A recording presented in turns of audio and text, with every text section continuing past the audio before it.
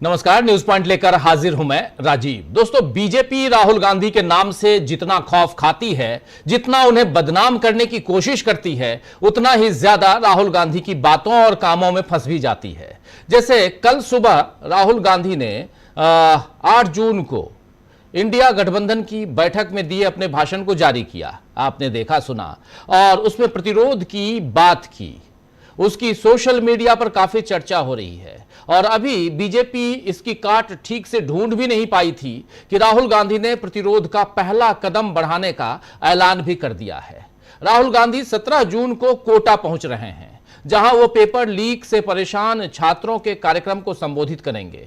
और आप जानते हैं कि पिछले महीने भर से नीट पेपर लीक, उसके कारण हुई आत्महत्याएं, फिर सीबीएसई रिजल्ट और ऐसे कई मुद्दों पर छात्रों के बीच मोदी सरकार को लेकर कितनी नाराजगी है, यह आपने देखा है। अगर धर्मेंद्र प्रधान का इस्तीफा हो जाता तो शायद मोदी अपने बचाव में कुछ कह भी पाते, लेकिन मोदी तो फिर से 6 दिनों के लिए विदेश चले गए हैं।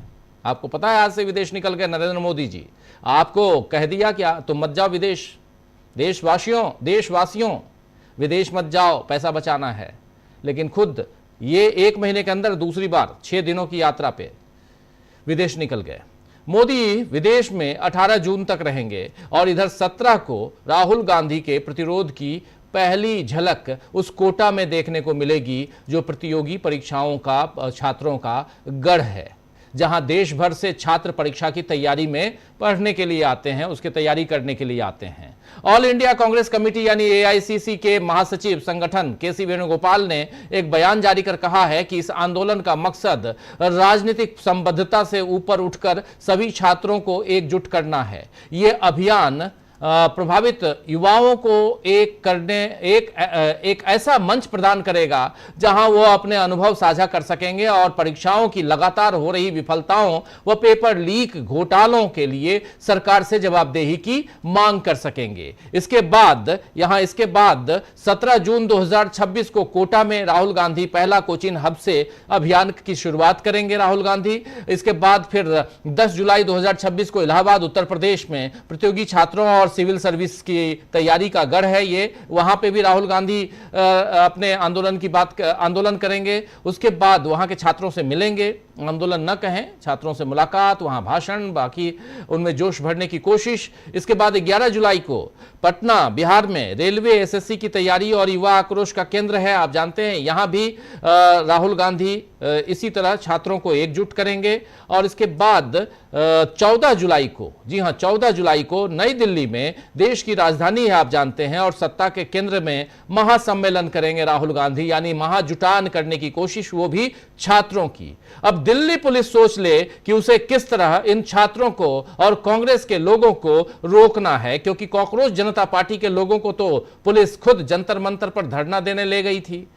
लेकिन क्या वही सहयोग इन छात्रों के साथ भी होगा? ऐसा लगता नहीं है। तो राहुल गांधी के प्रतिरोध की शक्ति अगले 4 दिनों में ही देखने मिल सकेगी। इधर कांग्रेस मीनाक्षी नटराजन मामले में भी अपना विरोध प्रकट कर रही है, वहीं टीएमसी के साथ बीजेपी के बदले वाली राजनीति भी चल रही है।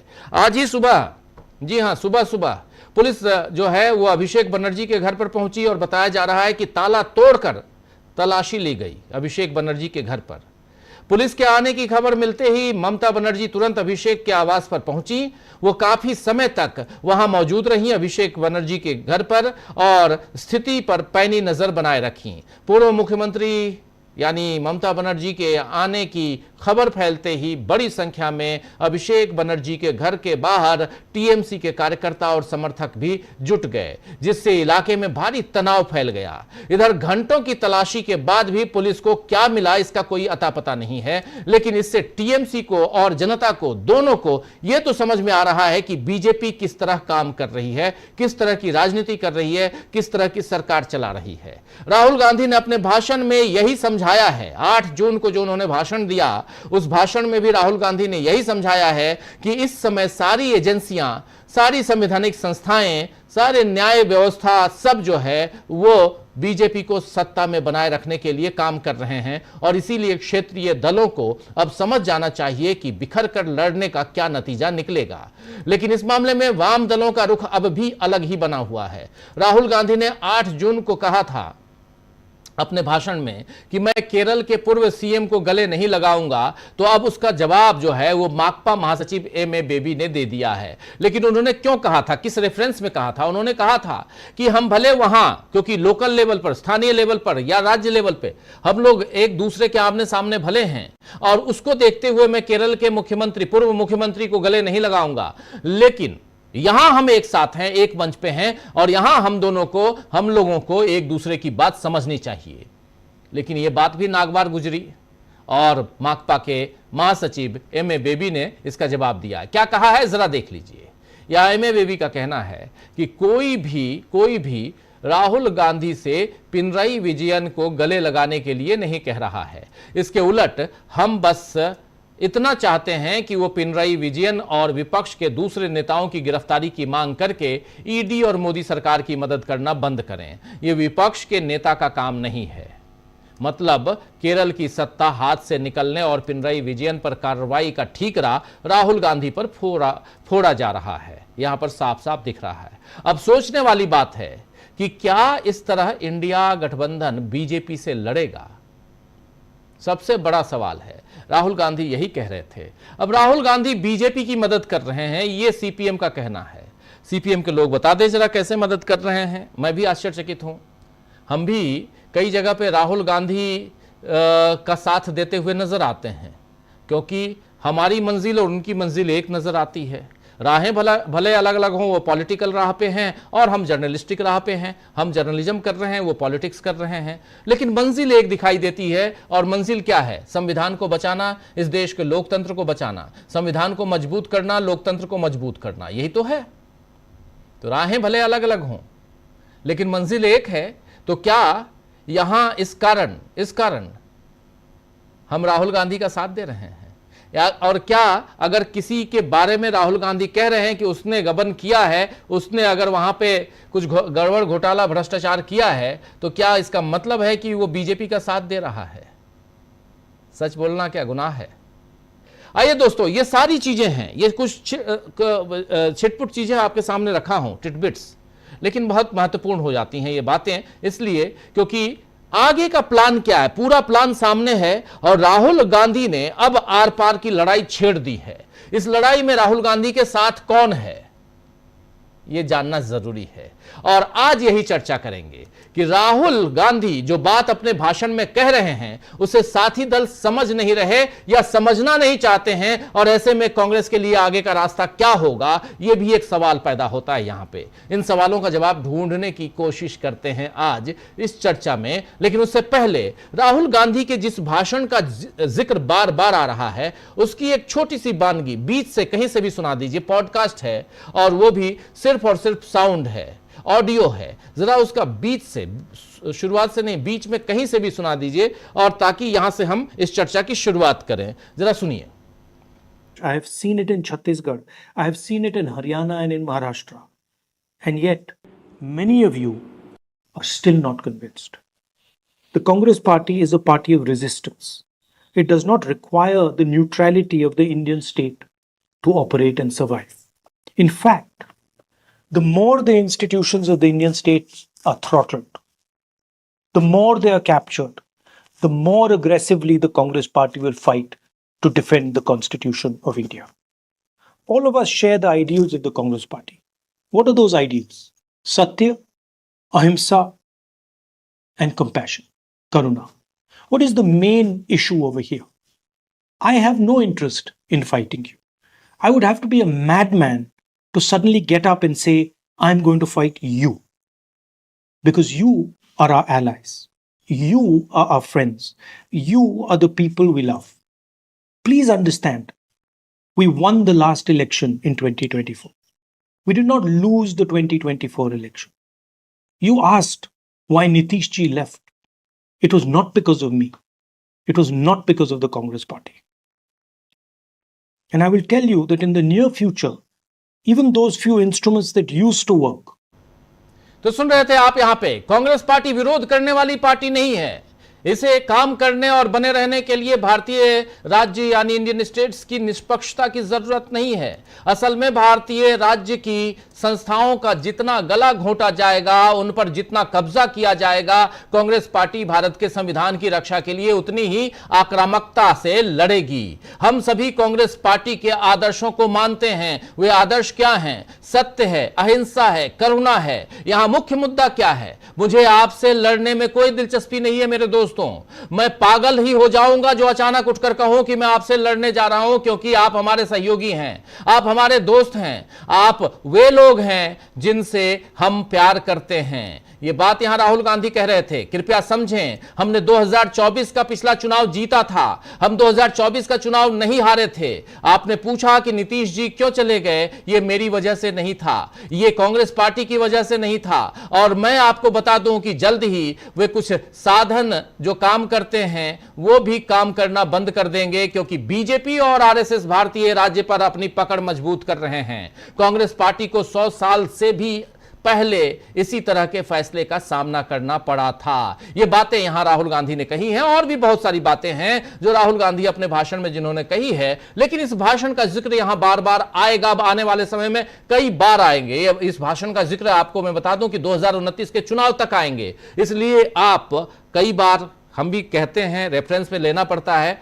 प्लीज आप लोगों से करबद्ध प्रार्थना है कि इरिटेट मत होइएगा, क्योंकि ये बहुत इंपॉर्टेंट है इस देश के लोकतंत्र के लिए, देश के संविधान के लिए। यह भाषण बहुत इंपॉर्टेंट है, मील का पत्थर ये भाषण साबित होगा। और ये न सिर्फ इस देश की जनता के लिए, बल्कि सबसे पहले वो जो 25 पार्टियां हैं इंडिया गठबंधन की, उनको इस पर अमल करना चाहिए। चलिए सीधे ले चलता हूं अपने तमाम साथियों के बीच जो हमारे साथ जुड़े हुए हैं इस चर्चा के लिए, और आगे बढ़ते हैं। हमारे साथ देखिए इस वक्त 4 वरिष्ठ साथी जुड़े हुए हैं। यहां प्रोफेसर अखिल स्वामी जी हमारे साथ जुड़े हुए हैं, हमारे साथ अंशु नैथानी जी जुड़ी हुई हैं, हमारे साथ प्रशांत टंडन जी और अमलेंदु उपाध्याय जी, चारों हमारे साथी जुड़े हुए हैं। आप चारों का स्वागत इस्तकबाल। अब तमाम दोस्त साथी शुभचिंतक आप सबका जो अब तक जुड़ चुके हैं उनका भी, जो जुड़ने वाले हैं उनका भी। स्वामी जी सीधे आपके पास आना चाहता हूं। राहुल गांधी, ये कल का भाषण, आज राहुल गांधी का प्लान आ गया, 17 जून से इसकी शुरुआत कर रहे हैं कोटा से, और उसके बाद फिर अगले महीने की 14 जुलाई को दिल्ली में एक बड़े आयोजन के साथ इसका समापन। लेकिन ये जो, और उसमें भी ये पूरा का पूरा स्टूडेंट्स का मामला है। कॉकरोच जनता पार्टी जिसके आप पहले सदस्य थे, उनके जो मुखिया हैं वो आए थे वहां से, अमेरिका से, बोस्टन से, तो उनको लेने तो पुलिस चली गई, और हाथ में वो भी पर्चा भी थमाया था कि चलिए चलिए आपका इंतजार हो रहा है वहां जंतर मंतर पे। हम लोग भी, हमारी टीम भी सुबह से उनका इंतजार कर रही थी। लेकिन ये कांग्रेस पार्टी, राहुल गांधी या यहां ये लोग प्रोटेस्ट करते हैं तो वो क्यों नहीं मिलता? उनको लाठियां बरसाई जाती हैं, उनके ऊपर वाटर कैनन चलाए जाते हैं, घसीटा जाता है प्लस 45-47 डिग्री तापमान में सड़क के ऊपर।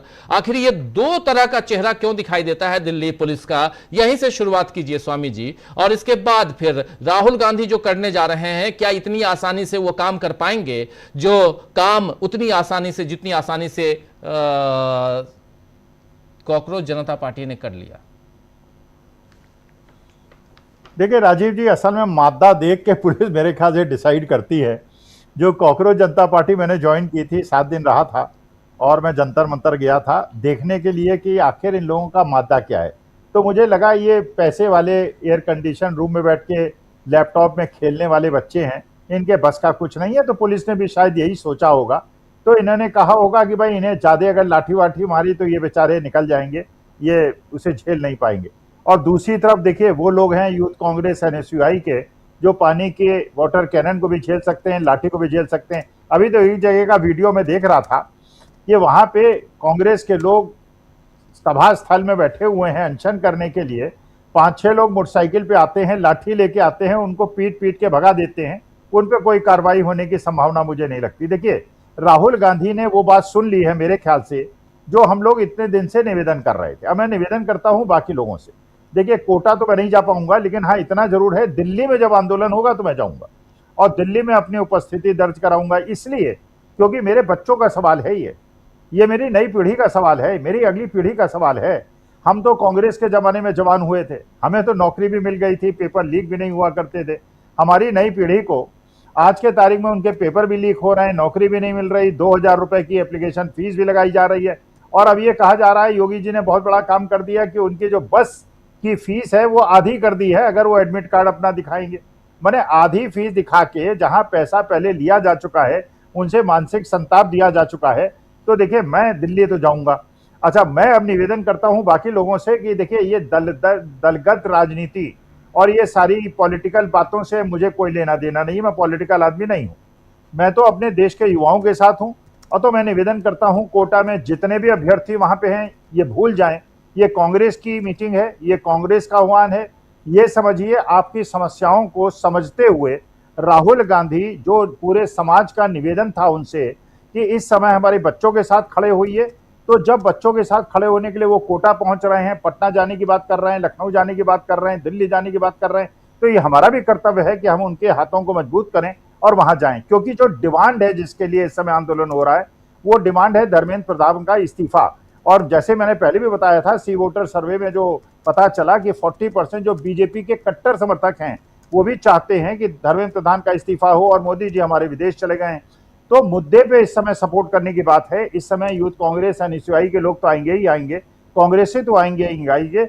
मैं ये कह रहा हूं राजस्थान के वो लोग जिनके बच्चों के साथ अन्याय हो रहा है, वो बच्चे जिनके साथ अन्याय हो रहा है, और अगली पीढ़ी को यह समझना होगा कि अगर हमारी पीढ़ी ने तो जो झेला सो झेला, अगर ये पीढ़ी ने प्रतिरोध नहीं किया तो इनकी अगली पीढ़ी जो है वो पूरी तरह से बर्बाद हो जाएगी अगर इन्होंने प्रतिरोध। क्योंकि हमें तो भाई इतिहास हमने देखा है, हमारे बहुत सारे लोग अभी ऐसे भी हैं जिन्होंने महात्मा गांधी के प्रतिरोध को देखा है, जयप्रकाश नारायण के प्रतिरोध को देखा है।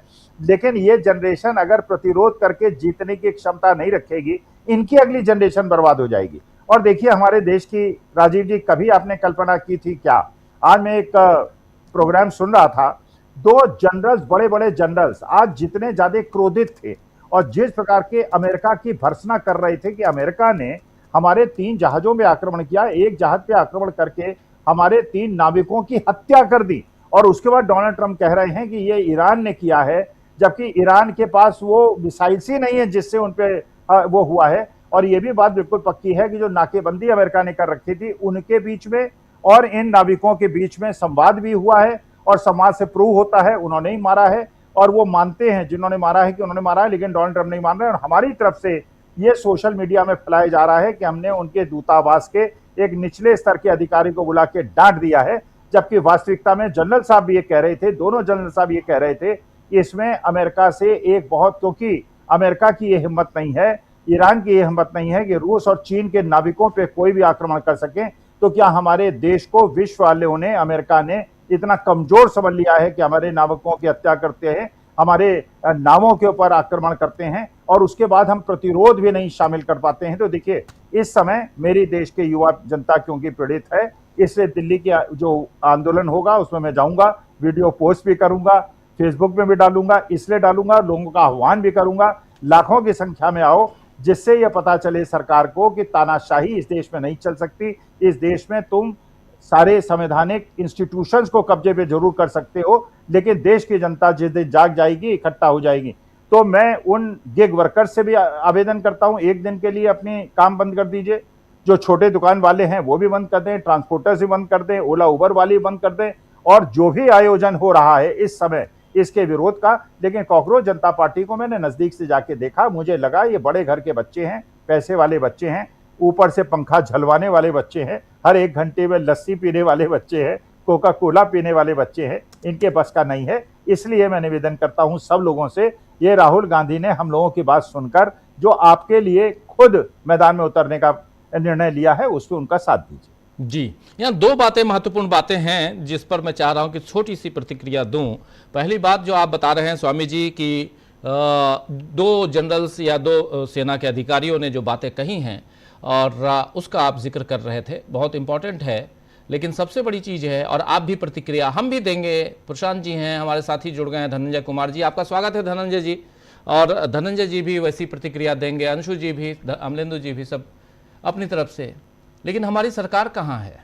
प्रतिरोध तो सरकार को, रेजिस्टेंस यहाँ सरकार का चाहिए, सरकार को इस पर जवाब तलब करना चाहिए। आपको याद होगा कि मुझे वो इंसिडेंट पूरा ध्यान अभी नहीं आ रहा है, लेकिन कोई हमारी डिप्लोमेट थी अमेरिका में, खोबड़ा गरे बिल्कुल।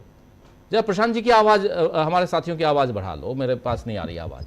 लेकिन उस प्रतिरोध में यहाँ मनमोहन सिंह जी, प्रशांत जी क्या मामला था? देवयानी खोबरागड़े हमारे डिप्लोमेट थी अमेरिका में जी और उनके हाउसमेट का एक मामला था जिनको हथकड़ी लगा दी गई थी। जी बिल्कुल। उस पे भारत की सरकार ने, उस वक्त मनमोहन सिंह ने इनके राजदूत को तलब किया था और उनका जो सिक्योरिटी दी गई थी दूतावास को अमेरिका की, उसको हटा दिया था और दूतावास में जाने वाले खाने पीने के सामानों पर टैक्स लगा दिया था। बिल्कुल बिल्कुल, ये भारत में प्रतिक्रिया थी स्वामी जी, और ये सरकार की मजबूती थी।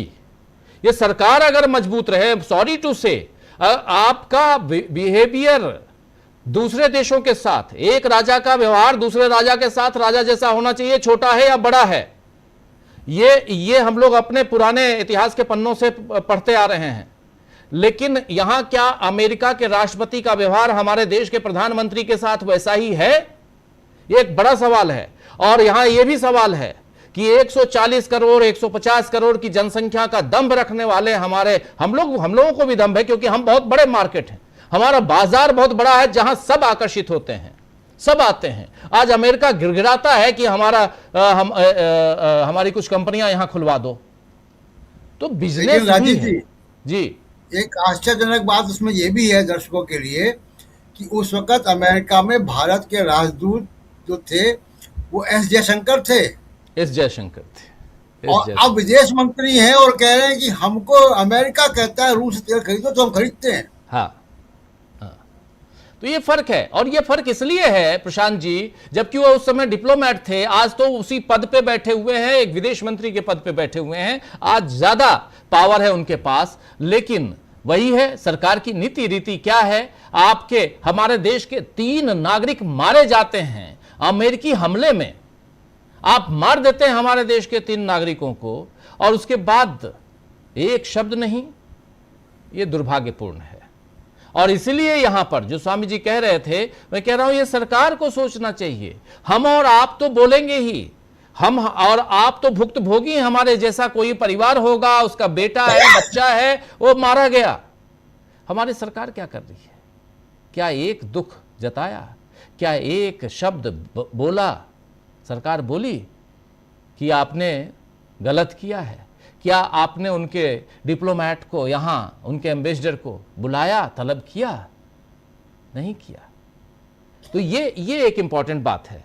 और दूसरी चीज जो दो बातें मैं कह रहा था, दूसरी चीज, दो जंतर मंतर पे 6 तारीख को जो कॉकरोच जनता पार्टी का, ये हम लोग कई बार बोल चुके हैं, मैं रिपीट कर रहा हूं, कॉकरोच जनता पार्टी का जो धरना प्रदर्शन था, उसमें वहां 2 तरह के लोग थे, एक मंच पे बैठे हुए, एक मंच से नीचे वाले। मंच से नीचे वाले जो हैं, उनकी आत्मा भी वैसे ही रोती है स्वामी जी, जैसे आपकी, हमारी, हम सबकी। जो मंच के बीच नीचे थे, मंच के ऊपर वालों का सर्टिफिकेट मुझे नहीं पता है, उनका हम सर्टिफिकेट दे भी नहीं सकते, लेकिन ये फर्क है। और ऐसे में ये सवाल शुरुआत में मैं कर रहा था, क्या राहुल गांधी की सभाओं के लिए, कांग्रेस की सभाओं के लिए जंतर मंतर को वैसे ही सुरक्षित दिया जाएगा? ये बड़ा सवाल है। चलिए, आना चाहता हूं, आगे बढ़ना चाहता हूं। एक इंपॉर्टेंट पहलू था, प्रशांत जी आपके पास आना चाहता हूं। यहां ये जो एक नई रणनीति है, अभी तक कोटा जाएंगे, इलाहाबाद जाएंगे, पटना जाएंगे, दिल्ली आएंगे, ये जो 4 कार्यक्रम है, इस 4 कार्यक्रम को कैसे देखते हैं आप प्रशांत जी? राहुल गांधी का, और ये रूपरेखा अभी सामने है, और इसमें बार बार रेफरेंस में राहुल गांधी का भाषण आएगा, इसमें कोई दो राय नहीं है। और उस भाषण पे एक शानदार पॉडकास्ट, उस भाषण के एक एक शब्द की परतें खोलते हुए एक शानदार पॉडकास्ट देखिए कि देश की सियासत किस दिशा में जा रही है। ठीक इस न्यूज पॉइंट के बाद आप देखिए, ठीक इस न्यूज पॉइंट के बाद आप देखिएगा पॉडकास्ट। लेकिन प्रशांत जी, आपसे राहुल गांधी जी, राजीव जी, 4 जगहें जो आपने बताई जहां राहुल गांधी जाएंगे, कोटा, इलाहाबाद, प्रयागराज, पटना और पटना और दिल्ली। ये चारों कंपटीशन की तैयारी करने वाले क्षेत्रों के छात्रों के हब्स हैं। यहाँ बड़ी संख्या में जो है छात्र दूसरे शहरों से जाते हैं और पढ़ते हैं। तो ये छात्रों के बड़े भारी स्टेशंस हैं और इसलिए ये बहुत महत्वपूर्ण है, क्योंकि वो नीट के पेपर लीक के बहुत बड़े भुक्तभोगी इन 4 शहरों में रहते हैं, और केवल उन शहरों के नहीं हैं, देश भर के लोग कोटा में जाते हैं बच्चे वहाँ पढ़ने। देश भर के, पूर्वांचल के, उत्तर प्रदेश के कई इलाकों के लोग इलाहाबाद में जाते हैं, मैं वहाँ रह चुका हूँ। दिल्ली में सिविल सर्विसेज के लोग तैयारी करते हैं, नीट की तैयारी करते हैं। यही हाल पटना का है। तो ये बड़ा महत्वपूर्ण है कि छात्रों से इंगेज कर रहे हैं, युवाओं से इंगेज कर रहे हैं। राहुल गांधी ऑलरेडी इंगेज करते रहते हैं। अभी हमने देखा कि सार्थक को उन्होंने अपने घर बुलाया, जिसने कि सीबीएसई को के टेंडर को, उस बच्चे ने सीबीएसई की टेंडर प्रोसेस को एक्सपोज कर दिया, और उसको राहुल गांधी ने घर बुलाया अपने, उसके साथ इंटरव्यू लिया। वीडियो हम देख चुके हैं। उसी तरीके से राहुल गांधी सीबीएसई और नीट के तमाम छात्रों से मिल चुके हैं, बात कर चुके। तो उसी कड़ी में ये है, और धीमे धीमे राहुल गांधी अपना जो इंगेजमेंट है छात्रों के साथ, युवाओं के साथ, वो बढ़ा रहे हैं। वो हम देखते रहे। 2-3 घटनाएं राजीव जी बड़ी हुई हैं पिछले 2-1 दिनों में, जिनसे हमको दिखाई देती है कि दिशा क्या, जो राहुल गांधी कह रहे हैं कि सिस्टम फेलियर है, सिस्टम जो है वो मोदी को बनाए रखता है, वो सिस्टम से हमको लड़ना है। यानी राहुल गांधी जो बात कर रहे हैं कि सिर्फ और सिर्फ चुनावी राजनीति से आप इसको नहीं हरा सकते, इस रिजीम को। आपको चुनावी राजनीति के बाहर जाना पड़ेगा। अब उसमें जो मेन ऑब्स्टिकल है, एक बड़ी घटना हुई है मीनाक्षी नटराजन के केस में, सुप्रीम कोर्ट का फैसला। जी। और वो फैसला आने के बाद जिस बिना पर वो रिजेक्ट किया गया, उसको उस कोर्ट ने, तेलंगाना की कोर्ट ने वापस ले लिया। जिसको आधार बनाया गया उनके रिजेक्शन का, उस मुकदमे को ही कोर्ट ने वापस ले लिया। और माननीय सुप्रीम कोर्ट ने उसको जो है कहा कि हम नहीं रोक सकते इसको। इतनी बढ़िया दलील मैंने देखी डॉक्टर सिंघवी की, और उसके बाद भी उस वीडियो को आप देखिए तो लगेगा कि ये साफ साफ दिख रहा है कि जज साहिबान कहाँ हैं। तो बड़ा एक जो हुआ है घटना, बड़ी घटना, कि आप देखिए कि एक दिन चीफ जस्टिस युवाओं को, बेरोजगारों को, छात्रों को, राजनीतिक कार्यकर्ताओं को, पत्रकारों को कॉकरोच कहते हैं, और उसका देश भर में प्रतिक्रिया होती है। बाद में उनको सफाई देनी पड़ी, लेकिन प्रतिक्रिया अभी तक होती है।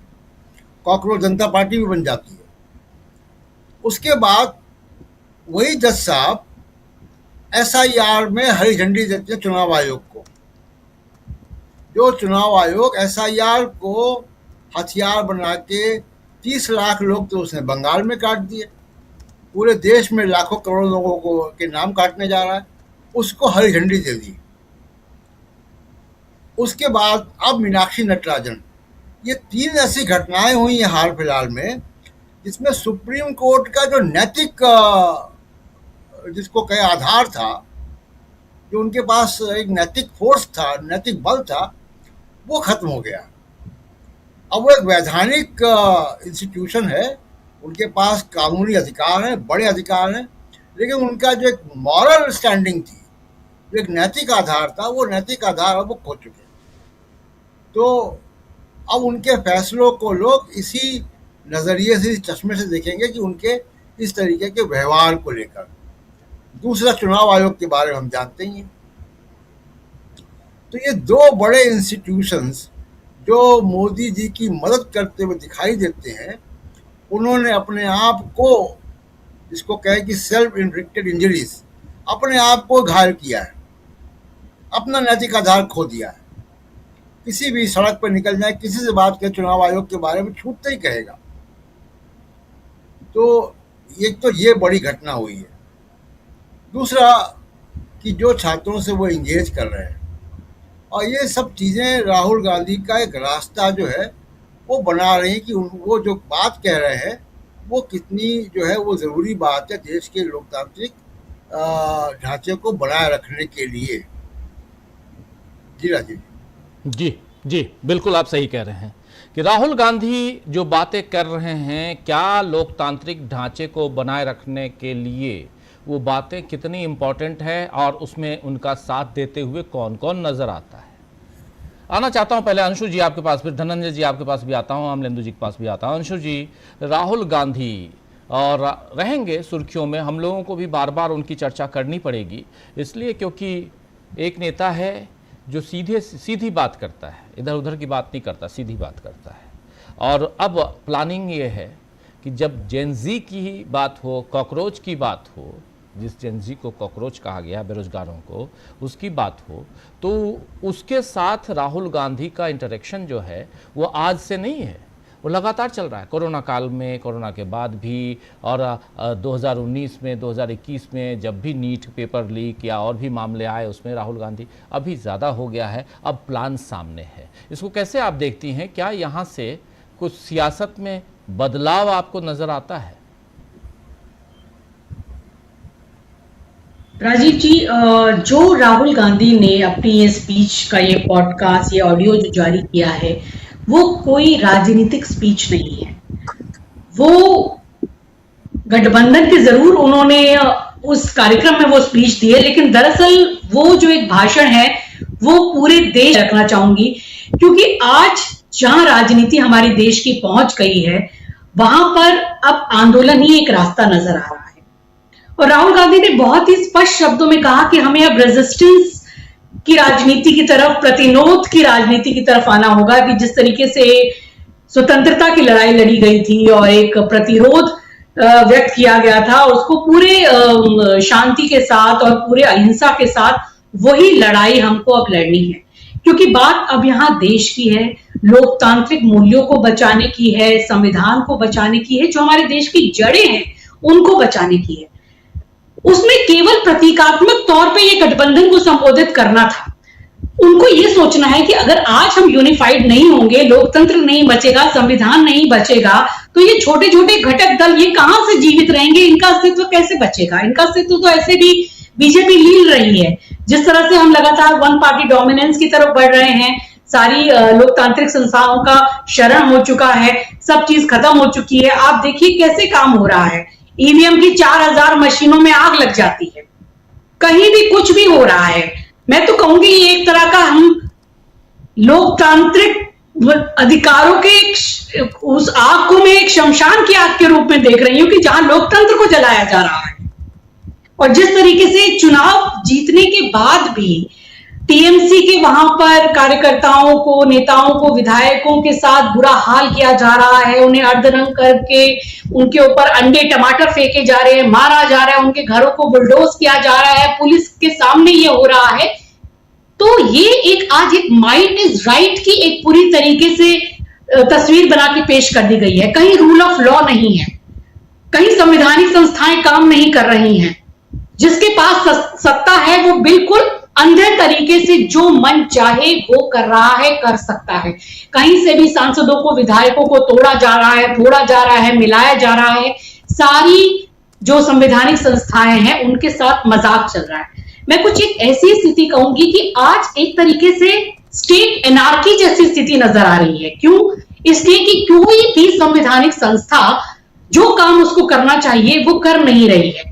चाहे वो चुनाव आयोग है, चाहे किसी हद तक वो जुडिशरी है, चाहे वो लेजिस्लेचर है, चाहे वो एग्जीक्यूटिव है, चाहे सरकार का पूरा ढांचा है।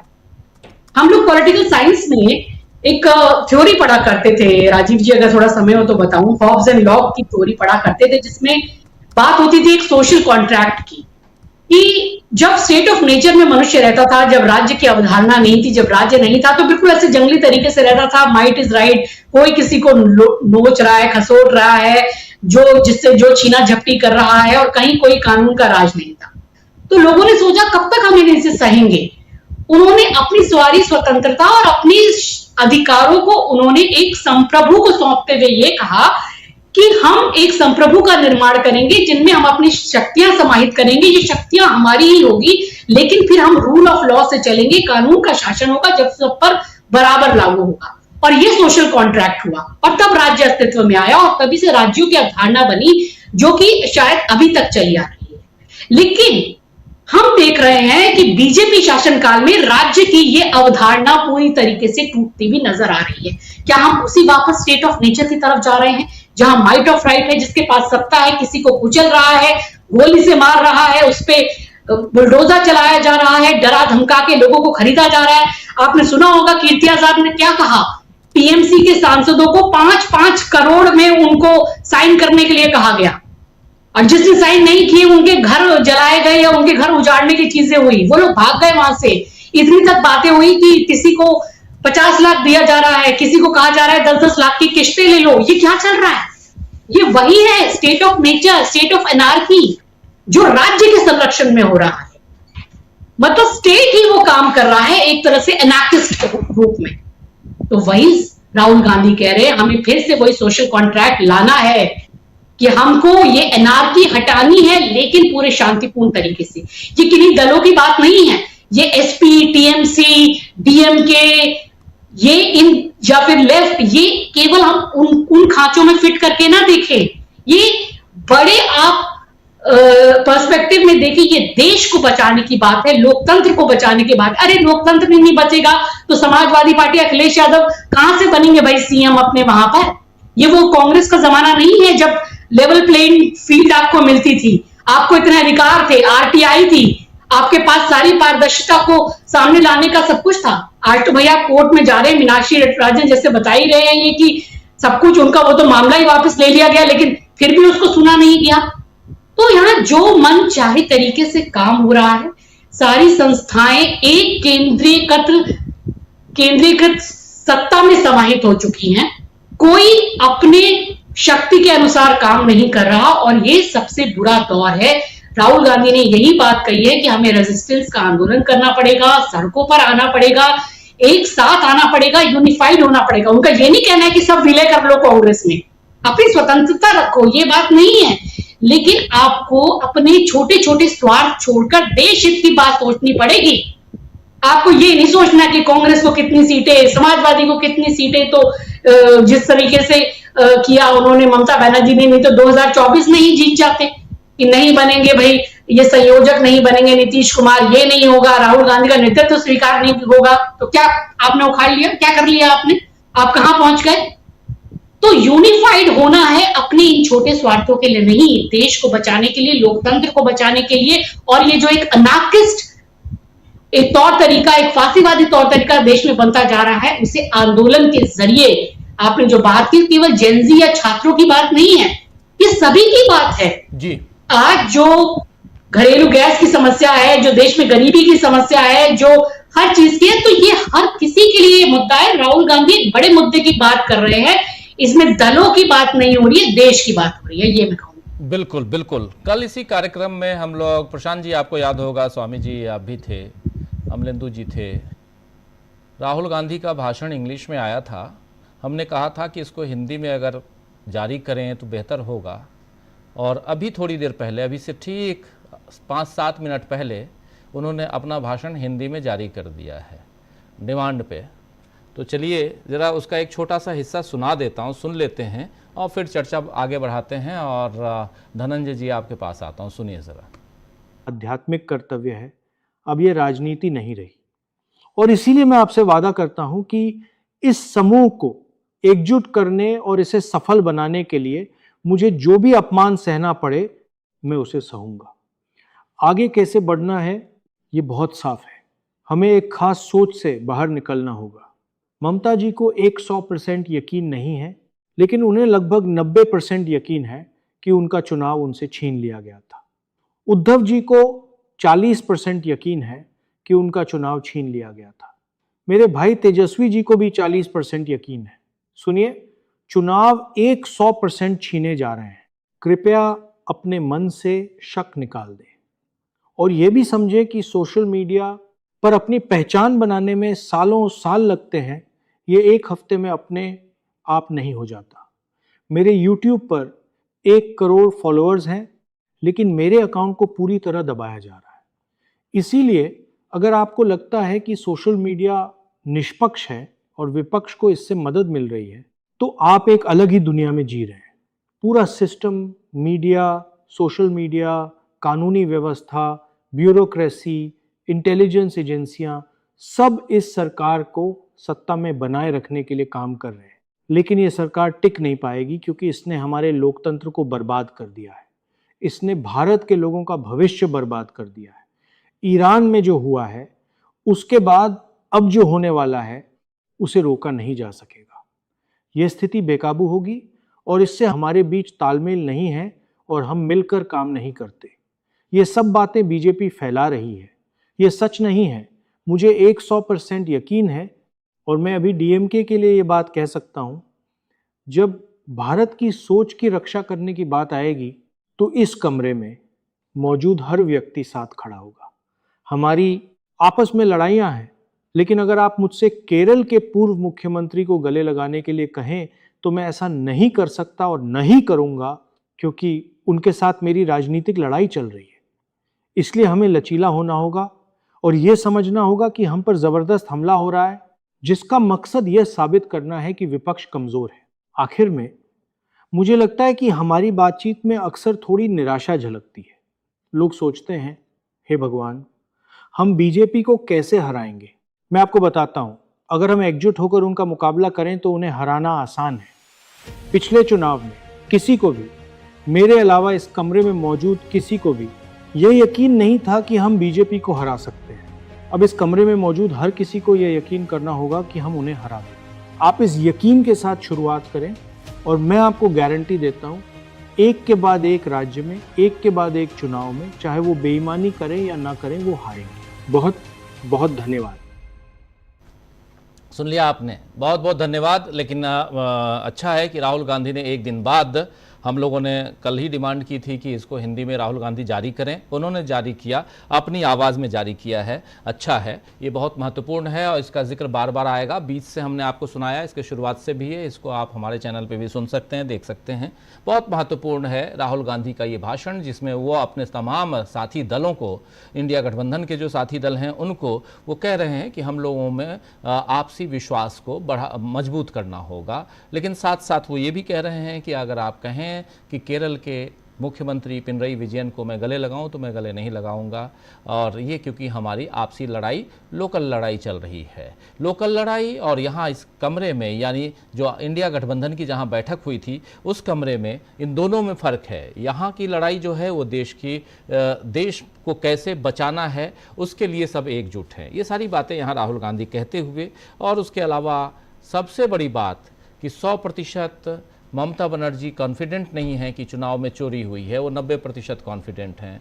और उनके जो कह रहे हैं मेरे भाई तेजस्वी यादव को भी पूरा कॉन्फिडेंस नहीं है। और ये बातें उद्धव ठाकरे को भी पूरा कॉन्फिडेंस नहीं है, 40% ही कॉन्फिडेंस है। इस कॉन्फिडेंस को अगर आप 100% पे लेके आएंगे, जिस पे राहुल गांधी हैं, तो ये चुनाव फिर और आगे की रणनीतियां बनाना आसान होगा। लेकिन क्या ऐसा है? ये होने जा रहा है, ये एक बड़ा सवाल है। और इन सवालों के बीच लेकिन राहुल गांधी यहाँ ये कह के रुक नहीं रहे हैं, वो अपनी आगे की रणनीति आज आगे बढ़ा देते हैं, बता देते हैं। हम सबके बीच वो रणनीति आती है कि 17 जून से वो देश के उन युवाओं से मिलने जा रहे हैं जो प्रतियोगी परीक्षाओं की तैयारियां कर रहे हैं, या आने वाले समय में उनके करियर में आगे किस दिशा में जाना है उसकी तैयारियां कर रहे हैं, चाहे वो कोटा हो, चाहे वो इलाहाबाद हो, चाहे पटना हो या दिल्ली हो। इसलिए इन 4 जगहों पे वो अलग अलग सभाएं, और दिल्ली में आखिरी सभा जिसमें अभी से स्वामी जी हमारे साथी, उन्होंने आप सबको आमंत्रित कर ही दिया है।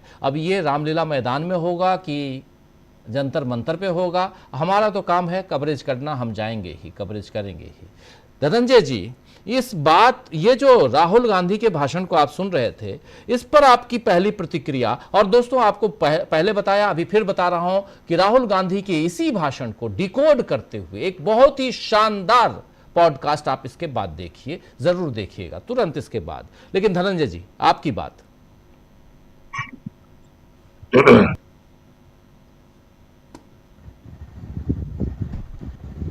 धनंजय जी, उल्टा दबाइए, आपका सब मेरी आवाज आ रही है? अब आ रही है। आप भूल जाते हैं ना। जी देखिए, राहुल गांधी की जो अभी आपने आवाज सुनाई, और उन्होंने कहा कि तेजस्वी को 40%, उद्धव जी को 40%, ममता जी को 90%।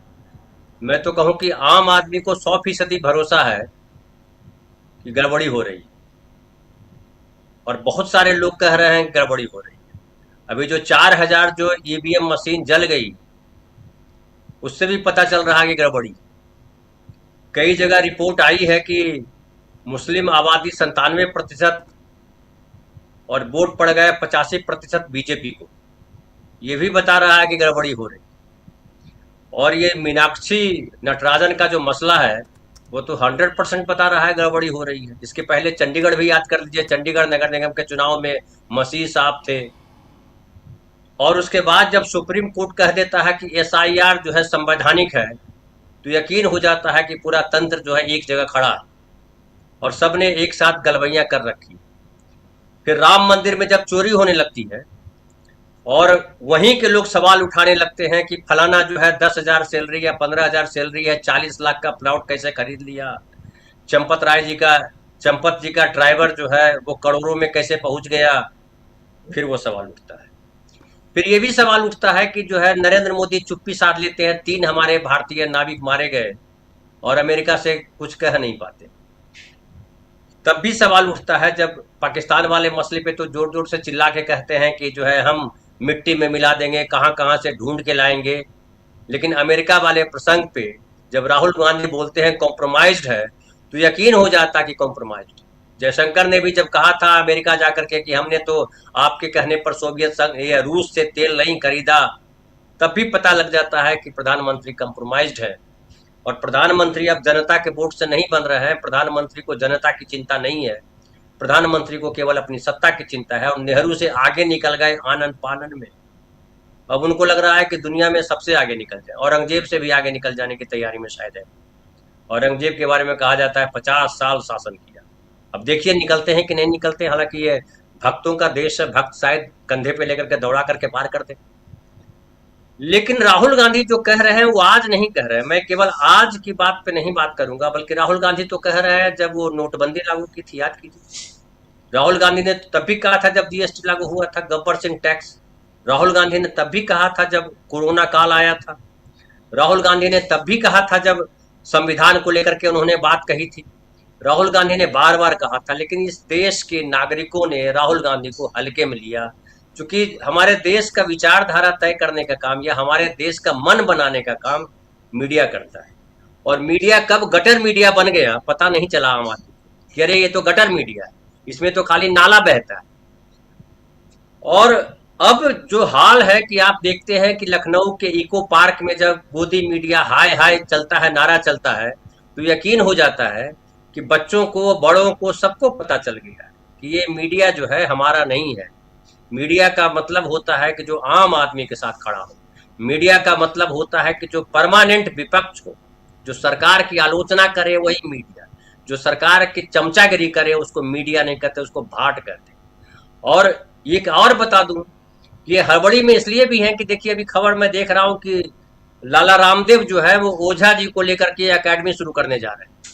हमने कहा था कि देखिए ये जो है अचानक अंजना ओम कश्यप ने नहीं बोला है, जो कोचिंग में टीचर पढ़ाते हैं उन पर हमला किया है, बल्कि ये हजारों नहीं लाखों करोड़ का बिजनेस बन गया है। ये कॉर्पोरेट कंपनियों को पता चल गया है। और अब कोई खान, कोई विवेक, कोई मिश्रा, कोई पांडे, कोई राम क्यों गरीब छात्रों को पढ़ाएगा? जब हर जगह अमीर छात्रों के लिए व्यवस्था है तो ये कैसे पढ़ाएगा? आरक्षण खत्म करना है तो ये आरक्षण में कैसे लोगों को तैयार कर देगा? ये सारी तैयारी। लेकिन एक बात मैं और कहना चाहता हूं कि जो राहुल गांधी अब, हालांकि राहुल गांधी, मैंने 8-10 दिन पहले कहा था कि राहुल गांधी को अब चाहिए कि ये जो पेपर लीक का मामला है वो लीड करे, क्योंकि ये छात्रों का मामला है, हर घर का मामला है, यूथ का मामला है। और ये नरेंद्र मोदी, यही नरेंद्र मोदी को याद कीजिए, इन्होंने 2013-14 में कहा था 35% हमारे देश में युवा हैं, और जिस देश में 35% युवा हैं उस देश का भाग्य जो है वो चमकता हुआ है। भाग्य का क्या हाल किया वो हम सबके सामने है। अर्थव्यवस्था से लेकर के तमाम चीजों पर जो रुपया $57 $1 का था, आज $97। बेरोजगारी का आलम यह है कि जो प्राइवेट संस्थानों में जो काम कर रहे थे, 10-15 लोगों के साथ काम कर रहे थे, स्मॉल स्केल इंडस्ट्री थी, सबको ध्वस्त कर दिया नरेंद्र मोदी। कहीं रोजगार नहीं। सरकारी नौकरियों में जो रोजगार है उसको लेटर एंट्री या पेपर लीक के माध्यम से चौपट किए जा रहे हैं। ये जब पेपर लीक होता है तो सबसे ज्यादा नुकसान किसका होता है? सबसे ज्यादा नुकसान उन लोगों का होता है जो गरीब है, जो पिछड़े हैं, जो दलित है, जो जिनके लिए नौकरी बहुत इंपॉर्टेंट है, उनका नुकसान होता है। और 10-10 साल बच्चे जो है पढ़ते रह जाते हैं और नौकरी का पता नहीं। पहले रिजल्ट लेट, डिग्री का रिजल्ट लेट, फिर नौकरी का रिजल्ट लेट, सब लेट। तो क्या हो जाता है? अब एक और बात मैं ऐड करूं राहुल गांधी जी के साथ कि राहुल गांधी एक और काम करते हैं, लगे हाथ एक एजेंडा या कहिए एक जो है 5 सूत्री या 6 सूत्री कार्यक्रम जारी कर दें विद्यार्थियों के कि हमारी सरकार आए या ये सरकार को करना चाहिए। कोटा से उन्होंने शुरू किया है और पटना होते हुए दिल्ली तक लाएंगे। कोटा और पटना और इलाहाबाद तीनों महत्वपूर्ण सेंटर है। दिल्ली तो चलिए नेशनल कैपिटल है, वहाँ बड़े पैसे वाले लोग आते हैं, लेकिन पटना हो, कोटा हो, प्रयागराज, इलाहाबाद हो, यहाँ पे सामान्य घरों, अति सामान्य घरों के बच्चे आते हैं, क्योंकि उनके यूपी बिहार का जो है सेंटर पॉइंट है। बिहार के लोग भी प्रयागराज आते हैं और पटना भी यूपी के लोग जाते हैं पढ़ाई करने। आप तो जानते हैं खान सर गोरखपुर के रहने वाले। तो ये आवश्यक है कि उन विद्यार्थियों के लिए, क्योंकि विद्यार्थी रीढ़ है किसी भी देश का, अगर विद्यार्थी भगवान भरोसे खड़ा है तो बड़ी संकट की बात है। विद्यार्थी अगर हिंदू मुसलमान कर रहा है तो ये संकट की बात है। विद्यार्थी अगर देश की अर्थव्यवस्था में कहीं शामिल नहीं है तो ये संकट की बात है। और विद्यार्थी अगर जय श्री राम और भारत माता की जय करके नरेंद्र मोदी की पालकी ढो रहा है तो ये टेंशन की बात है। इस किसी देश के लिए खराब संकेत है। तो राहुल गांधी जी ये करें कि एक योजना जारी करें, ये करें कि एजेंडा हम इस तरीके से कि कितने समय में विद्यार्थियों के रिजल्ट आएंगे, डिग्री के या फलाने के। कोचिंग क्लासेज अगर करना है, कोचिंग क्लासेज न करना पड़े, इसके लिए कैसे बंदोबस्त करेंगे एजुकेशन को लेकर के। जैसे राजीव गांधी ने जिला स्तर पर जो है मॉडल स्कूल शुरू किया था, पूरे देश के जिलों में, हर जिला के डिस्ट्रिक्ट हेडक्वार्टर में राजीव गांधी ने एक स्कूल बनाया था, मॉडल स्कूल बनाया था। क्या उस तरीके की व्यवस्था हर जिला में, या विद्यार्थियों के एग्जाम सही समय पर हो, पेपर लीक ना हो, कैसे लीक नहीं होगा, इसका एक ब्लूप्रिंट राहुल गांधी जी को पेश करना चाहिए। हालांकि मैंने सुना कि राहुल गांधी जी जो है मंच पर उन छात्रों को जहां जहां जाएंगे वहां बुलाएंगे और मंच पर उन छात्रों से सुनेंगे कि क्या दिक्कत है, कैसे। जैसे वो एक लड़का 17 साल का लड़का जिसने बताया सीबीएसई में क्या क्या गड़बड़ी हो रही है, वैसी चीजें आए। क्योंकि अब हवाई राजनीति करने का समय, जय श्री राम कहने से राजनीति नहीं होगी, भारत माता की जय कहने से राजनीति नहीं होगी। भारत माता की जय का तब मतलब था, आज हमको बोल करके सड़क पे कोई कहे बोलो भारत माता की जय, तो मैं तो उसके घर 2 बजे रात पहुंच जाऊं और दरवाजा खड़खड़ा के बोलूं लाउड स्पीकर लेके भारत माता की जय, जय श्री राम, और रोज 10 दिन बोलूं जा करके, देखिए नींद खराब होती है और कैसा लगता है भारत माता की जय। ये ढोंगी लोगों के लिए राहुल गांधी जब तक जमीन पर उतर करके, और अब सही मौका है, जमीन पर तो पहले से राहुल गांधी हैं, लेकिन अभी सही मौका ये है कि पूरा देश का छात्र आंदोलित है, जिसको कहते हैं ना कि लोहा गर्म है हथौड़ा मार दो। राहुल गांधी के लिए बहुत सही समय है। और एक आखिरी लाइन कि जब संविधान लेकर के निकले थे ना, तो मोदी जी जो है बहुमत से दूर खड़े रह गए थे, बहुमत तक पहुंच नहीं पाए थे। संविधान अभी भी बहुत लोगों को समझ में नहीं आता है। अभी अंशु जी कह रही थी कि जो है ये रूल ऑफ लॉ, कहाँ है रूल ऑफ लॉ? और रूल ऑफ लॉ तो सुप्रीम कोर्ट में नहीं दिखाई पड़ रहा, हाई कोर्ट में नहीं दिखाई पड़ रहा, तो सड़क पे कहाँ देखिएगा रूल ऑफ लॉ। लेकिन जब आम आदमी को समझ में आ जाए कि कहीं न्याय नहीं है, हमको उतरना पड़ेगा, तो छात्र उतर गए हैं, उतरे हुए हैं। इको पार्क उसका उदाहरण है। पटना में बीपीएससी के लिए कितना आंदोलन किया। राहुल गांधी जी को इस बार ये जो है चमत्कारिक अनुभव देगा राहुल गांधी जी को, क्योंकि छात्रों से संवाद का मतलब होता है कि देश के भविष्य के साथ संवाद कर रहे हैं, और यही संवाद नरेंद्र मोदी की कुर्सी उखाड़ेगा। यही संवाद जो संविधान में जो लिखा गया है, जो देश की आजादी के बाद जो संविधान लिखा गया, जवाहरलाल नेहरू जिनमें जिनकी बड़ी भूमिका रही, वो विरासत राहुल गांधी के काम आएगा। मुझे लगता है ये बड़ा ही जबरदस्त आंदोलन होगा। और इसके बाद अब देखिए 14 जुलाई को क्या होता है दिल्ली में आकर के। हमारे स्वामी जी कह तो रहे हैं, सबको आमंत्रण दे रहे हैं, मैं भी सोच रहा हूँ कि कैसे दिल्ली पहुंचा जाए, है ना। तो लेकिन मुझे पटना में तो मैं रहूंगा ही, पटना में उस दिन हूँ पटना में ही, तो ये बड़ा इंटरेस्टिंग होगा। और मुझे लगता है अब नरेंद्र मोदी जी के लिए भागने की जगह नहीं। जी जी, बिल्कुल बिल्कुल सही आप कह रहे हैं, विश्लेषण बहुत सटीक। जरा आगे बढ़ते हैं और अमलेंदु जी जल्दी से, फिर स्वामी जी आपके पास आता हूं। अमलेंदु जी, कैसे देखा जाए ये पूरे मामले को? राहुल गांधी की प्लानिंग, इंडिया गठबंधन की बैठक में अब उन्होंने हिंदी में जारी भी कर दिया है, और आगे की रणनीतियां, देश की सियासी हालात, इन सब पर आपका टेक। राजीव जी देखिए, एक तो जो इंडिया गठबंधन की बैठक में राहुल गांधी ने कहा, अब उसको हिंदी में जारी करके उन्होंने थोड़ा और चीज़ें स्पष्ट कर दी हैं, क्योंकि हमारे जो बड़ी आबादी है वो हिंदी भाषी है, और उसको चीज़ें समझने के लिहाज से उन्होंने उसको हिंदी में भी जारी कर दिया है। हालांकि हम लोगों ने अपने कई कार्यक्रमों में टुकड़ों टुकड़ों में उसको अच्छे से चर्चा की है कि राहुल गांधी ने क्या क्या कहा, तो लोग हमारे कार्यक्रम देखेंगे तो भी समझ जाएंगे, और मुझे लगता है कि उसकी व्याख्या के साथ लोग समझ जाएंगे अगर हम लोग के कार्यक्रम देखेंगे राहुल गांधी की बात जो कह रहे हैं। महत्वपूर्ण बात राजीव जी मुझको ये लगती है कि राहुल गांधी ने जो इंडिया गठबंधन की बैठक में कहा, उसमें उन्होंने अपने साथियों को भी आईना एक तरीके से दिखाया कि आपके मन में जो एक कच्चापन थोड़ा सा रह जाता है कि मतलब संस्थाएं मदद करेंगी, या केवल चुनाव आयोग को कब्जे में कर लिया है, या केवल ज्ञानेश कुमार हैं। भाई ज्ञानेश कुमार से पहले राजीव कुमार थे तो वो भी इसी तरीके का काम कर रहे थे, आगे कोई और रमेश कुमार आ जाएंगे वो भी यही काम करेंगे, सुरेश कुमार आ जाएंगे वो भी यही काम करेंगे। चूंकि पूरी की पूरी व्यवस्था जो है उसको कैप्चर कर लिया है, और आप इनसे किसी भी तरीके की ये आशा नहीं कर सकते कि ये थोड़ी भी लोक लाज और लज्जा जो है ये संविधान के प्रति रखेंगे। और इसलिए नहीं रखेंगे राजीव जी, चूंकि भारतीय जनता पार्टी या नरेंद्र मोदी तो कुछ है ही नहीं, ये तो सिर्फ प्यादे हैं आरएसएस के, और आरएसएस की ये कठपुतलियां हैं। असली जो विचारधारा है जिससे ये सब नियंत्रित हो रहे हैं वो आरएसएस की है, और आरएसएस शुरू से संविधान का विरोधी रहा। नरेंद्र मोदी को तो आगे पेश करके राजीव जी, जो कि अटल बिहारी वाजपेयी के बारे में गोविंदाचार्य ने कहा था कि मुख नहीं मुखौटा है, तो नरेंद्र मोदी तो मुखौटा है लेकिन वो खुद को समझ बैठे हैं कि वो मुख हैं। तो ये गलतफहमी अटल जी को भी हो गई थी, वो मुख है, तो नरेंद्र मोदी भी उस गलतफहमी में जी सकते हैं। लेकिन जो भी कुछ किया जा रहा है राजीव जी, उसके पीछे शुद्ध रूप से आरएसएस है, और ये आरएसएस का जो अपना एक एजेंडा है उसके तहत इस देश के संविधान को खत्म करने की चीजें चल रही हैं।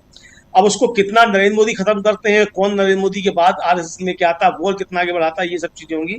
लेकिन राहुल गांधी जो एक बात साफ साफ कह रहे हैं कि भाई अगर ये रहेगी सरकार और इसी तरीके से सब रहेगा तो फिर आप भूल जाइए कि कोई निष्पक्ष चुनाव होगा। तो ये राजीव जी मुझे लगता है कि विपक्षी दल खासतौर से इंडिया गठबंधन के अंदर शामिल हैं, उनको ये बात समझनी पड़ेगी, ये बहुत महत्वपूर्ण बात है।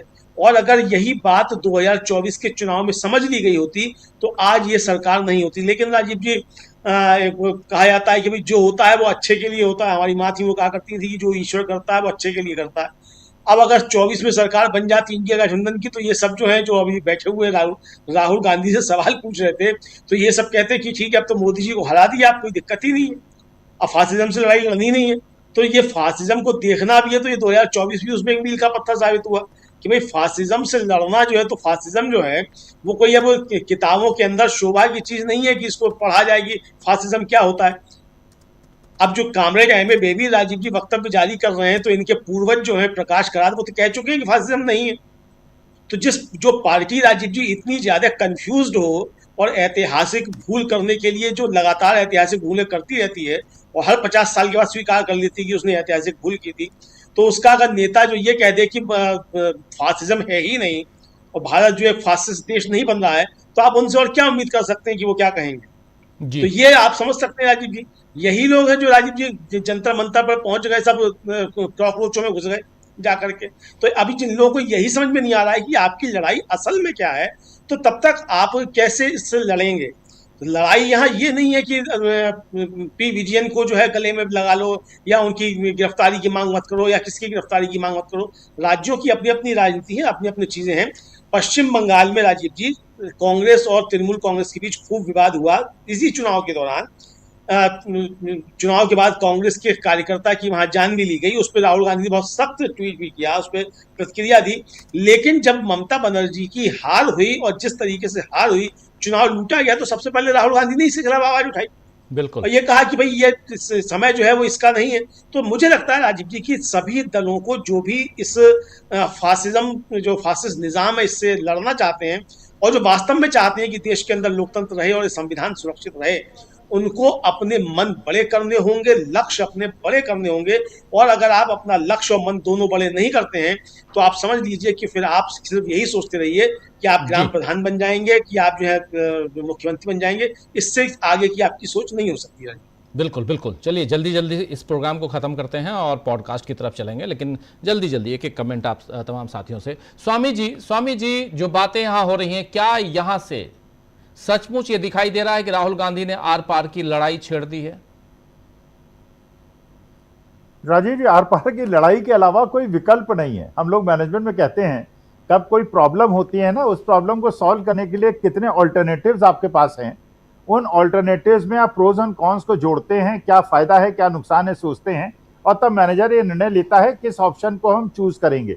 आज के तारीख में इसके अलावा कोई ऑप्शन ही नहीं है भाई। इन लोगों ने, सत्ताधीशों ने हमारे पास कोई विकल्प ही नहीं छोड़ा है इसके अलावा कि एक सविनय हम एक प्रकार चलाएं, जिससे कि क्या ये, इसके अलावा कोई विकल्प नहीं। देश के पास कोई विकल्प नहीं, देश के सत्ता के पास कोई विकल्प नहीं। अब आप बताइए, $120 पर बैरल का तेल था इंटरनेशनल क्रूड प्राइस, दाम इन्होंने बढ़ा दिए थे, अब $85 का हो गया है, तो दाम घटने चाहिए कि नहीं घटने चाहिए? अगर ये दाम इसी प्रकार से बढ़ते रहे तो क्या हमारे गिग वर्कर्स का, हमारे जो छोटे ओला उबर वाले हैं, हमारे जो ट्रांसपोर्टर्स हैं, जो अपनी परेशानियां बता रहे हैं, क्या उनके परेशानियों का सॉल्यूशन हो सकता है? क्या सरकार इस प्रकार से दाम बढ़ा के ऑयल कंपनीज के प्रॉफिट को बढ़ा के डिविडेंड लेके अपनी जेबें भरना चाहती है और देश की जनता का इस प्रकार से शोषण करना चाहती है? क्या इस पे पुनर्विचार करने की आवश्यकता सरकार को नहीं है?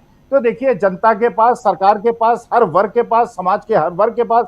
अभी मैं एक वीडियो देख रहा था जिसमें बागपत के किसान अपना बता रहे थे, यूरिया उनको मिल नहीं रही, आमदनी उनकी बढ़ नहीं रही, इनपुट कॉस्ट सारी बढ़ गई है।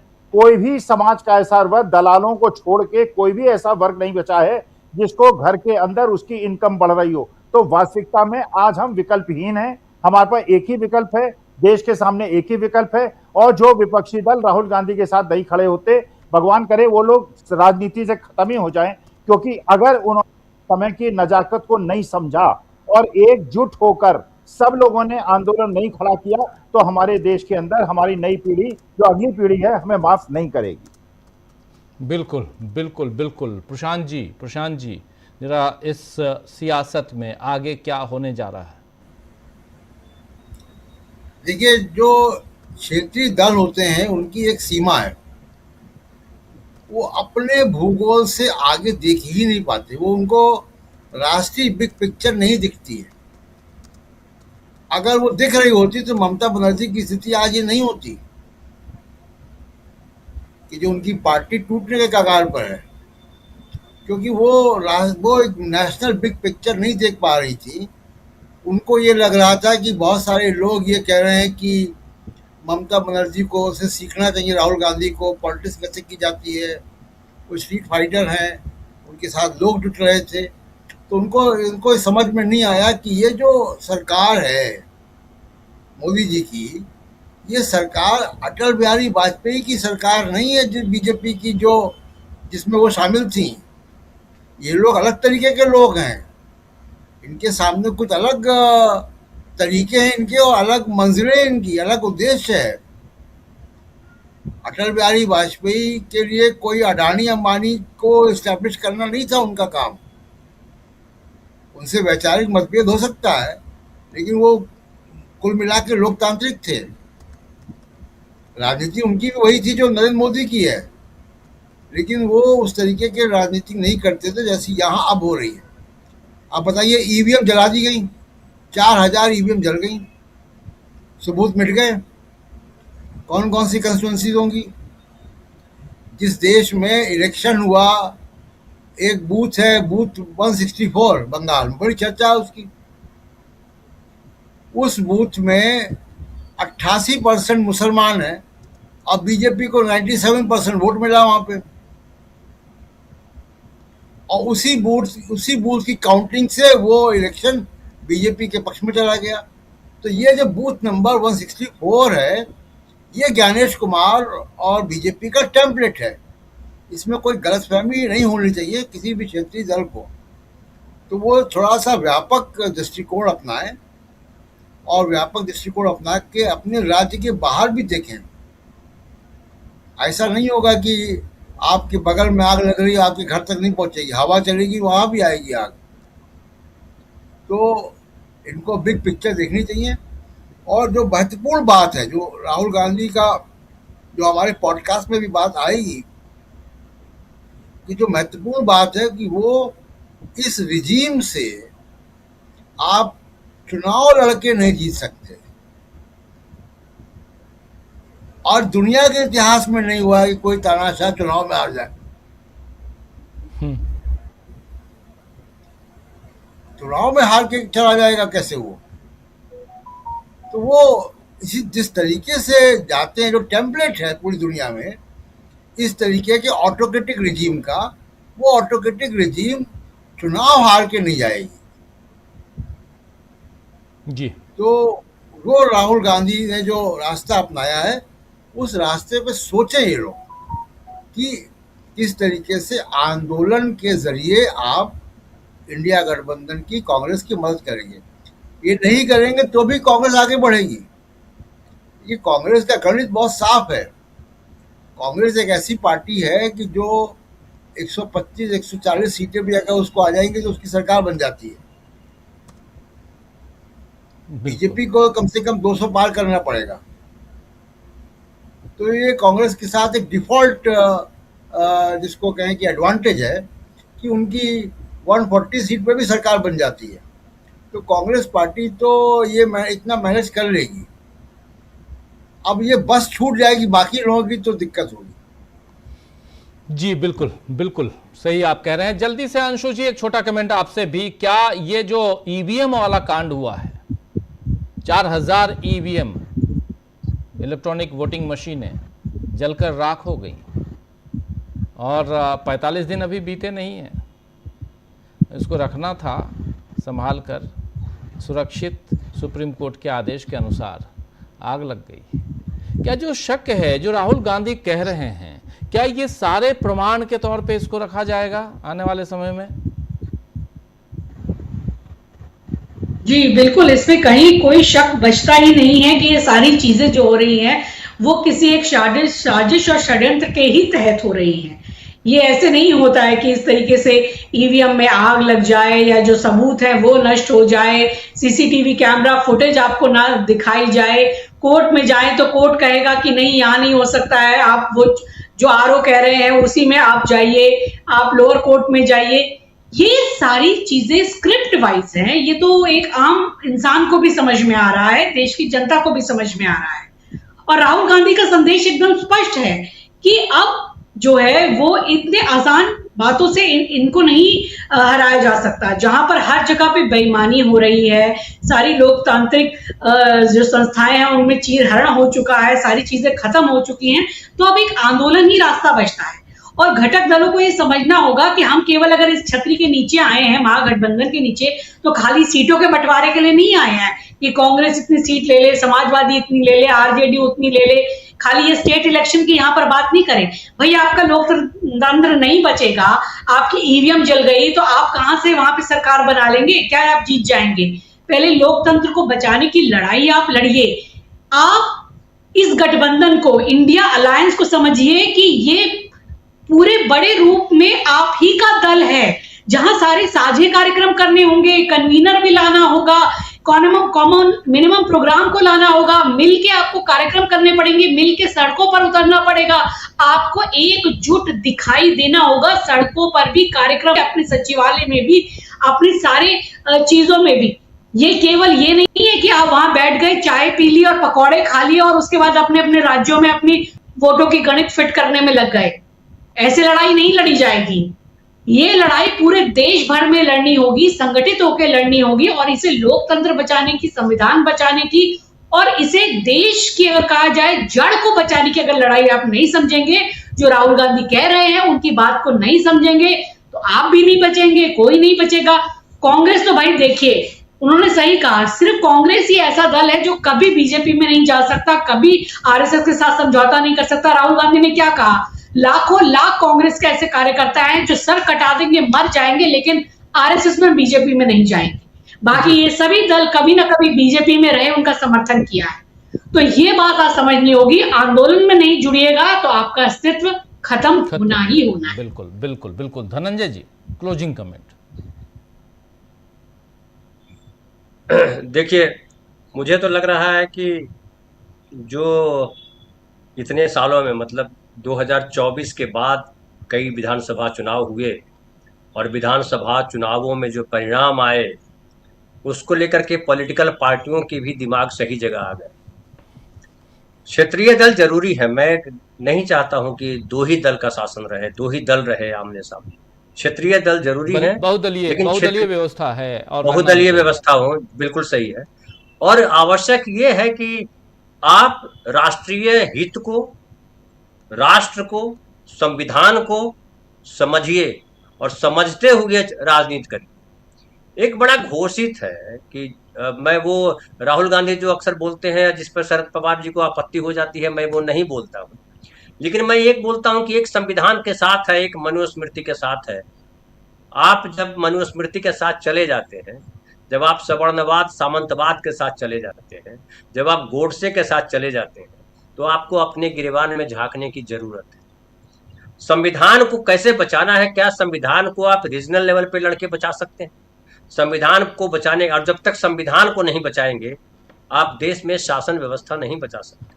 आपको अगर लगता है कि स्टेट में हमारा कब्जा है और उसके बाद हम जैसे चाहेंगे कब्जा हमारा मेंटेन रहेगा, तो नरेंद्र मोदी सरकार ने समझा दिया कि स्टेट मजबूत नहीं होता। मजबूत अगर चाह ले केंद्र सरकार, ये इंदिरा गांधी के समय का जमाना समझ रहे थे, या नेहरू जी का समय समझ रहे थे कि संविधान में जैसे वर्णित है कि राज्य के अपने अधिकार है, केंद्र के अपने अधिकार है, दोनों में कहीं गड़बड़ी नहीं होनी चाहिए, दोनों एक दूसरे के अधिकारों पर कब्जा न करे।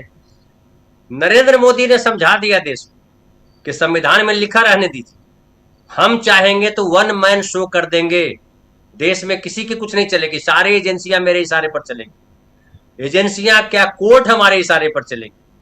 जब ऐसी स्थिति बन जाएगी, और अब एक और मुझे लगता है कि ये कभी जागने का समय उनको है जिनके लिए बाबा साहब लड़ाई लड़ रहे थे। बाबा साहब ने सबसे ज्यादा लड़ाई किसके लिए लड़ी? वो तो ठीक है कि संविधान में स्त्रियों के लिए भी लड़ाई लड़ी, संविधान में सबके लिए लड़ाई लड़ी, सब समान है, लेकिन बाबा साहब ने दलितों, आदिवासियों के लिए बड़ी गहरी लड़ाई लड़ी। बाबा साहब ने कमजोरों की लड़ाई लड़ी कि कमजोरों के साथ न्याय हो। उस न्याय को समझने का काम, उस जिम्मेदारी को समझने का काम जो रिजर्व सीट से चुन करके आते हैं 142 या 145 सांसद, उनको भी गिरेबान में झांकना होगा। और अगर नहीं झांक पाएंगे तो अब आगे समय में जब सत्ता पलटेगी तो इतिहास उनको मौका नहीं देगा। और मैं एक और निवेदन राहुल गांधी को आपके माध्यम से करना चाहूंगा कि गद्दारों को घर में मत घुसने दीजिए, चाहे कितना ही इंपॉर्टेंट क्यों ना हो। गद्दार होता है, उसको लात मार के भगाइए, आने मत दीजिए। क्योंकि सत्ता जब पलटती है ना, तो सारे चापलूस, चाहे मीडिया के चापलूस हो, चाहे राजनीति के चापलूस हो, आपके तलवे सहलाने आ जाएंगे। तो आप तलवों को संभाल के रखिए, वहां फूल नहीं चाहिए, वहां पथरीली कंकड़ीली राह चाहिए। तलवों के नीचे वही रहता है तो सत्ता सही चलती है। जी बिल्कुल बिल्कुल, बहुत महत्वपूर्ण। और इसके तुरंत बाद पॉडकास्ट आप देखिए। इस चर्चा को यहीं समाप्त करने की इजाज़त चाहता हूं। बहुत गंभीर चर्चा, और इसके बाद ऐसे ही एक गंभीर पॉडकास्ट। और ये पॉडकास्ट राहुल गांधी, जी हाँ, राहुल गांधी के भाषण, जो भाषण है उस भाषण को डिकोड करता हुआ बहुत ही एक शानदार उम्दा पॉडकास्ट आप देखिए। और आपको बहुत महत्वपूर्ण यहाँ पे है। और लेकिन क्लोज करने से पहले एक छोटा सा कमेंट, प्रशांत जी जुड़े हुए हैं हमारे साथ? प्रशांत जी शायद नहीं जुड़े हुए हैं, लेकिन अमलेंदु जी जरा एक अचानक ध्यान भी आया, मैं चाह रहा था जरा आपसे समझें या प्रशांत जी से। अमलेंदु जी, क्या ये जो 4 जो सभाएं इनकी राहुल गांधी की हैं, और पिछले दिनों जितनी घटनाएं घटी हैं, खासकर आप लोगों में, हमारे साथी धनंजय जी, अंशु जी, आप लोगों ने भी कहा है, उस पर उसका जिक्र किया है, ये जो कोचिंग सेंटर का जो जिक्र आया, अभी धनंजय जी ने बहुत पूरा विस्तार से बताया था, क्या ये सारी चीज़ें भी इसमें आने वाले समय में हम लोग और इसका उभार देखेंगे? राजीव जी, बिल्कुल इसका उभार देखेंगे हम लोग। और कोचिंग सेंटर्स के ऊपर जो हमला बोला गया वो ऐसे यूं ही नहीं बोला गया, ये सब नहीं बोला गया। मतलब ऐसा नहीं है कि एंकर महोदया के मन में एकदम से जो था वो भावावेश में आकर कुछ बोल गई हो। तो बाकायदा प्री प्लान है, और प्री प्लान जिसके राजीव जी कि जब से छात्र संघों पर पाबंदियां लगाई गई हैं, छात्र संघों के चुनाव नहीं हो रहे हैं, और शिक्षा का जिस तरीके से केंद्रीकृत किया जा रहा है, और जी। स्वावलंबी शिक्षा के नाम पे जिस तरीके से कहा जाए कि शिक्षा को महदूद किया जा रहा है खास तौर पर, ये जो कोचिंग सेंटर्स है, खासतौर पर ऑनलाइन कोचिंग सेंटर है, अब क्या जी, पैसा लेकर के करते हैं, तो ये राजीव जी एक केंद्र बन गए हैं छात्रों को एकजुट करने का। और कोई भी सरकार हो, कोई भी फासिस्ट सरकार हो, वो छात्रों के आंदोलन से डरती है राजीव जी। तो इनको लगता है कि ये जो सेंटर्स हैं ये छात्रों के आंदोलन के केंद्र बन रहे हैं। और पिछले दिनों चाहे वो बिहार में बीपीएससी के खिलाफ हो, चाहे इलाहाबाद में हो, चाहे कोटा में हो, जहां जहां इस तरीके की चीजें हुई हैं, उनके पीछे ये कोचिंग सेंटर्स का एक तरीके से कुछ ना कुछ भूमिका रही है। तो इसलिए ये सोचा समझा हमला था। मुझे लगता है कि ये भी एक बड़ा केंद्र बन सकते हैं। बिल्कुल बिल्कुल बिल्कुल।